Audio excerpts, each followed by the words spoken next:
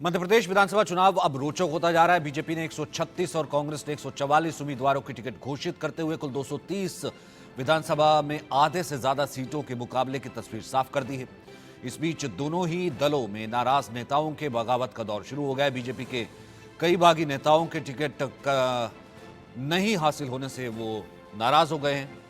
इन दिनों कई दलों से मायूस बागी बीएसपी और आम आदमी पार्टी का दामन भी थाम रहे हैं। मध्य प्रदेश विधानसभा चुनाव से पहले बीजेपी और कांग्रेस यानी दोनों पार्टियों से 21 बागी बड़े नेताओं के नाम सामने आए हैं। बागियों को पुचकारने के मामले में कांग्रेस ने बाजी मारी है। बीजेपी के 15 बागियों में से 5 को कांग्रेस ने टिकट दिया है, वहीं कुछ ने निर्दलीय चुनाव लड़ने की घोषणा की है। बागियों की स्थिति भी जल्द सामने आएगी। दतिया से भाजपा के बागी नेता अवधेश हैं, उन्होंने बगावत कर दी। अब उनकी जगह जो है वो उन्होंने टिकट जो है वो कांग्रेस से ले लिया। पहले कुछ राजनीतिक का बयान सुनते हैं, फिर इस पर बात करेंगे। कांग्रेस आत्मविश्वास खो चुकी है। कौन किसका कुर्ता फाड़े, आज कांग्रेस पे बहस ये चल रही है किसने किसको पावर ऑफ अटॉर्नी दी है। कांग्रेस की बहस ये है, लोकतंत्र है जनता की सेवा का माध्यम। हम सेवा के आधार पर जनता के बीच में जाएं। हमने विकास किया है, उसको लेके जनता के बीच में जाएं। लेकिन मध्य प्रदेश को तबाह और बर्बाद जिन लोगों ने किया, उनके पास बताने को कुछ नहीं है। वहीं इस बीच चुनाव को लेकर के पीएम मोदी ने जनता को चिट्ठी भी लिखी है। जनता को जो चिट्ठी लिखी है, उन्होंने पीएम मोदी ने लिख करके समर्थन मांगा है। कहा है कि मुझे विश्वास है कि आप एमपी में डबल इंजन सरकार बनाएंगे। मध्य प्रदेश में तेजी से विकास हो रहा है। पीएम मोदी मध्य प्रदेश की जो जनता है उससे अपील कर रहे हैं कि देश में सबसे अग्रणी राज्यों में मध्य प्रदेश है। मध्य प्रदेश को हमने विकास दिया है। छोटी सी चिट्ठी है और जनता से विश्वास मांगा है। डबल इंजन की सरकार हम बनाएंगे, विश्वास है कि आप हमें चुनकर भेजेंगे, लेकर के आएंगे। आलोक मेहता और हिमांशु भट्ट हमारे साथ मौजूद हैं और राज बिहारी जी भी हमारे साथ जुड़ गए हैं। राज बिहारी जी, क्योंकि उस वक्त आपकी आवाज़ कड़की थी, इस वक्त मैं मध्य प्रदेश पर आ चुका हूं। शिवराज सिंह चौहान तो अब भी ये कह रहे हैं, आज भी उसी बयान पर अटके हुए थे कि कांग्रेस में तो कुर्ता फाड़ चल रहा है। कौन किसका कुर्ता फाड़े, कांग्रेस में यही चल रहा है।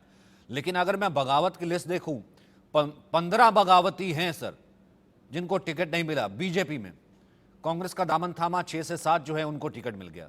ऐसे ही कांग्रेस की लिस्ट है, 17 से 18 बगावती हैं। वो अभी मैं दिखाता हूं वो स्क्रीन पर, वो जो है अगर वो लेकर के आऊं मैं आंकड़ा, तो वो बाकायदा उसमें मैं क्लियर कर सकता हूं। उसमें 7 से 8 जो है बीजेपी ने उनको टिकट दे दिया, वो कांग्रेस के बगावती हैं।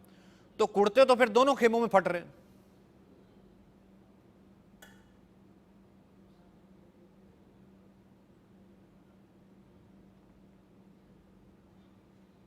आलोक जी, राज बिहारी जी, हाँ, राज बिहारी जी का शायद अभी भी कनेक्शन नहीं, वो राज बिहारी जी का फ्रेम फ्रीज हो जा रहा है। मैं कह रहा हूं कुर्ते तो फिर दोनों तरफ से फट रहे हैं ना। हाँ, बिल्कुल ये बात सही। देखिए, सत्ता में रहने के बाद जो समस्याएं आती हैं, चूंकि उनको सत्ता में बने रहना है, वो कांग्रेस में उनको लगने लगा कि कांग्रेस के साथ कुछ हो सकता है भावताव में। और इसीलिए हम जो बात राजस्थान की खत्म कर रहे थे, वहां मैं कहूंगा कि जैसे अशोक गहलोत वहां काम कर रहे हैं, यहाँ पर कमलनाथ, दिग्विजय सिंह, यहाँ उन्होंने भी अपने ढंग से जो टिकट के बंटवारे किए हैं। और वहां ये रास्ता जो अशोक गहलोत ने बनाते हैं, जो मनु शर्मा जी बता रहे थे कि कोई बीएसपी से खड़ा होगा, तो एक समय में दिग्विजय सिंह बीएसपी के साथ भी समझौते में बड़े सूत्रधार थे। अर्जुन सिंह के जमाने में भी अर्जुन सिंह और दिग्विजय सिंह ने मिलकर के बीएसपी को अपने साथ, कांग्रेस के साथ सहयोग के लिए मध्य प्रदेश में, यूपी की दृष्टि से भी जो बड़े पैमाने पर जोड़ तोड़ चल रही थी। इसलिए ये सब दरवाजे खोल करके, और जैसे कहते हैं कि जिताने की गारंटी हमारी है। और वहां भी जो गोलू गोलू ये जो चर्चा कांग्रेस में आ गया है, वो पहला नाम तो बोलता नहीं है कोई लोग, उनको गोलू कहते हैं कि भाई उसकी सर्वे वर्वे पर नहीं जाएंगे। दिग्विजय सिंह जितना जानता है गली मोहल्ले को, शहरों को, हम उस आधार पर टिकट नहीं देंगे। उस चक्कर में दोनों ने अपने अपने लोगों को, दिग्विजय सिंह ने तो अपने जो 5-6 रिश्तेदार हैं सबको ही टिकट दिला दिया। बड़ा जोरदार है, अपने समझी है कि भतीभांजा है कि कोई कुछ है। मतलब ऐसा लगता है कि जैसे वहां पर परिवारवाद का तो रहा है। और इसीलिए कई लोग जो दिग्विजय सिंह से पहले से भी कांग्रेस में नाराज थे, वो और ज्यादा नाराज हैं। इसलिए जो कांग्रेस इन सबके सर्वे, जिसको कह सकते, सबने अपना पैसा लगा के सर्वे भी कराए। दिलचस्प बात यह है, पार्टी हाईकमांड अलग करती है, कमलनाथ जी ने अलग से पैसे खर्च किए इसके लिए, दिग्विजय सिंह ने अपने किए, और वो सब अपने अपने आधार पर या अपने पैसे की ताकत से, जिसका क्या भाव था, बार बार उन लोगों ने भी आरोप लगाया। कल भी किसी दलित नेता ने आरोप लगाया जो कांग्रेस छोड़कर आए थे। तो ये एक वजह है जिससे कि वहां हुआ। बीजेपी में यह है कि शिवराज जी जो अपने क्लोज हैं, पारस जैन उज्जैन के, उनके लिए उन्होंने भी बिल्कुल कहा कि भाई वो उसका हमारा पुराना लायल रहा है, 4 चुनाव जीता है, ठीक है, अब उसको मंत्री नहीं बनाया गया लेकिन उसको टिकट दिया जाना चाहिए। कुछ ऐसी टिकटों के लिए शिवराज भी असर्ट कर रहे हैं जो उनकी, ताकि ये इमेज न जाए कि वो अपने लायलिस्ट लोग जो हैं उनको वोट टिकट नहीं दिला सकते। तो मालवा अंचल हो, निमाड़ हो, विंध्य प्रदेश हो, विंध्य प्रदेश में बीजेपी फिर से आना चाहती है। तो वहां आप देखें कि कई ऐसे नेता जो कांग्रेस के कद्दावर नेता थे, जो अर्जुन सिंह को चुनौती देते थे, उनके सुपुत्र बीजेपी में आ गए। वो इसीलिए अजय सिंह के रहते हुए भी वो खेमा जो वहां जिनका एक अपना महत्व हो सकता था, तिवारी परिवार, उनको वहां पर ले लिया गया है बीजेपी ने, उन्होंने शरण ले ली है। तो बीजेपी के लिए भी ये सही है कि कुछ लोग जा रहे हैं, लेकिन कुछ ऐसे लोग आ रहे हैं जो कद्दावर नेता के परिवार से भी हैं और कांग्रेस की गढ़ को तोड़ने में उनको आसानी होगी। इसलिए मध्य प्रदेश और ये हर राज्य वैसे तो दिलचस्प होगा, लेकिन ये कांटे की लड़ाई निश्चित रूप से हमारे आपके लिए भी रोचक रहेगी, क्योंकि जनता भी देखना चाहती है किसमें कितना दम है। हिमांशु जी, मतलब ये तो कपड़ा फाड़ लड़ाई एक तरीके से तो देखा जाए दोनों ही तरफ है, और दूसरी तरफ अगर वहां पर देखें कांग्रेस में तो वहां थोड़ी ज्यादा है, क्योंकि दिग्विजय सिंह अपने सारों को मना गए, कम से कम 6 से 7 जो है अपने रिश्तेदारों के टिकट दिलवा गए। और हमने देखा कि वहां कमलनाथ क्या कह रहे थे, जाओ भैया किसके कपड़े फाड़ो। नहीं भैया, क्या होता है इसमें, ये जो बागी उम्मीदवार होते हैं ना, हर चुनाव में, मैं तो सीधी इलेक्शनरिंग की बात करूंगा, हर चुनाव में बागी उम्मीदवार होते ही हैं। अभी देखें आप, तो पिछले वक्त, मैं एमपी की बात करें हम, पिछले वक्त एमपी में से कितने बागी जीते थे? सिर्फ 4। 30-40 खड़े हुए थे दोनों पार्टियों में से, सिर्फ 4 जीते थे। ज्यादा करके क्या होता है, प्रजा होती है ना, वो कभी ज्यादा करके बागियों को जिताती नहीं, unless and until he is a real good heavyweight. वो खुद में हैवीवेट है और कहीं से भी खड़ा हो जाए, अपने बलबूते पर जीतने को सक्षम हो, ऐसे ही उम्मीदवार जीतते हैं।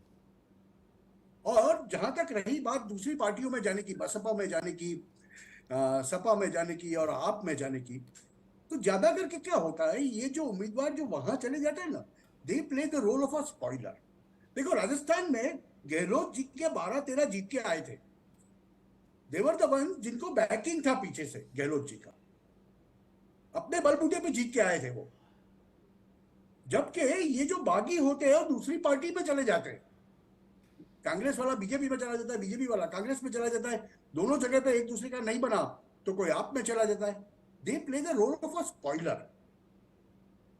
काफी बैठकों के ऊपर मैंने ये देखा हुआ है पास में कि काफी सीटों के ऊपर ये उम्मीदवार जितने वोट लेते हैं, 10,000 15,000 एक विधानसभा कॉन्स्टिट्यूएंसी 2 लाख वोटों की होती है, अभी उसमें ये 10-15 हजार वोट जो ले जाते हैं ना, that becomes the basic winning and losing margin. ये किसी को हराने के लिए या किसी को जिताने के लिए ठीक हो जाते हैं। सो द इंपॉर्टेंस ऑफ ये जो बागी का जो महत्व है ना, जो बागी उम्मीदवारों का, वो इसकी वजह से है। और कभी कभी क्या होता है, पॉलिटिकल पार्टीज, बीजेपी और कांग्रेस, दे एनकरेज दिस। हमने तो काफी देखा हुआ है, गुजरात में भी ये सिलसिला हुआ।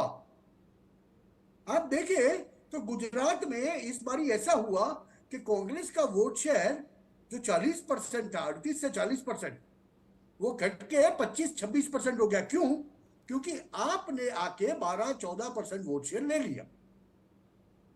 44 बैठकों के ऊपर आप was number 2। That was as a political party, उन्होंने वजन लगाया था। मगर जब कोई बागी उम्मीदवार आप में जाके खड़ा होता है तो वो 12-14%, मतलब वो नहीं मगर 2% वोट भी कभी कभी ले जाता है ना, वो 2% का हार जीत का मार्जिन फर्क कर जाता है।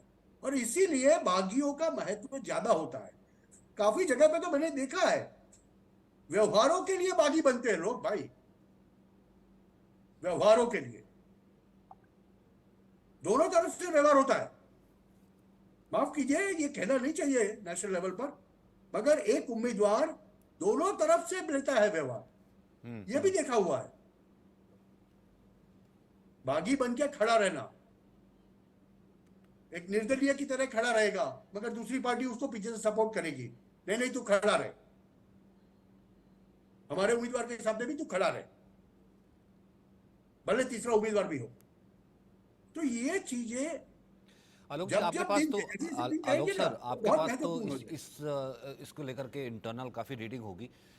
अभी क्या खेल है आम आदमी पार्टी का, या फिर जो है चंद्रशेखर भी अब इन चुनाव में उतर गए हैं, या फिर और जो बाकी गणित चल रहे हैं उनसे टिकट पा लेने का, खासतौर से आप में जो जा रहे हैं, बहुत से हमने देखा है बागी विधायक। देखिए, आम आदमी पार्टी चूंकि गठबंधन में रहना चाहती है, इंडी गठबंधन, वो राष्ट्रीय परिप्रेक्ष्य में, इसलिए कांग्रेस के साथ दिल्ली में इसलिए तो विरोध भी हो रहा है आज भी।